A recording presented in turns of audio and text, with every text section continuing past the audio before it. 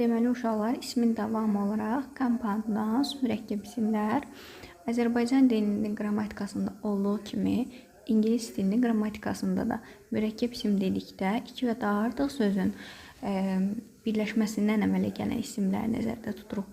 Məsələn, toothbrush, diş fırçası, blackbird, yazı lövhəsi iki müstəqil söz birləşib mürəkkəb söz əmələ gətiribdir. Bəs mürəkkəb isimlərin cəm forması necə düzəlir? Gəlin buna fikir verək. Mürəkkəb isimlər demişik ki, həm defislə, həm də bitişik yazılır. Bitişik yazılan mürəkkəb isimlərinin cəm forması sözün sonuna s cəm şəkilçisini artırmaqla düzəlir.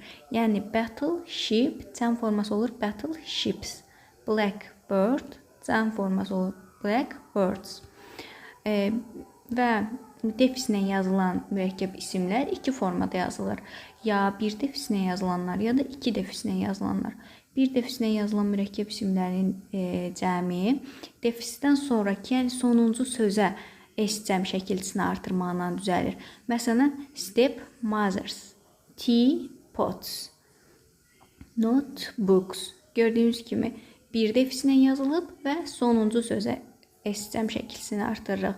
Bəs iki defislə yazılanların cəm forması necə düzəlir? İki defislə yazılır və həmin mürəkkəb isim cansızdırsa, cəm şəkilçisi yenə sonuncu sözə artırılır. Məsələn, forget me nots, ay çiçəkləri, merry-go-rounds, yelləncəklər, nightingales, bülbüllər.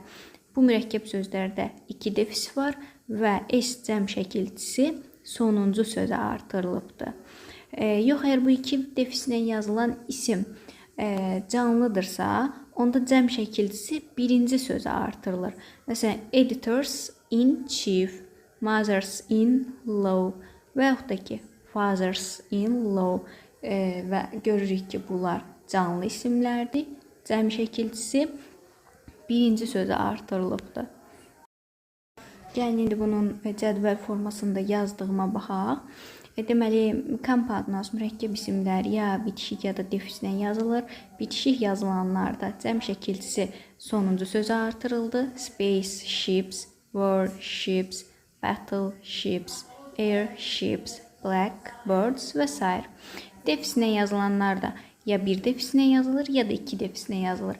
Əgər bir defislə yazılıbsa, s cəm şəkilçisi sonuncu sözə artırıldı. Stepmothers, teapots, notebooks. Yox, əgər iki defislə yazılıbsa və canlıları bildirirsə, birinci sözə artırılır. Editors in chief, mothers in law, fathers in law. Yox, əgər iki defislə yazılıb cansızları bildirirsə, onda yenə s cəm şəkilçisi sonuncu sözə artırılır. Forget me nots, merry-go-rounds, nightingales. Bu formada.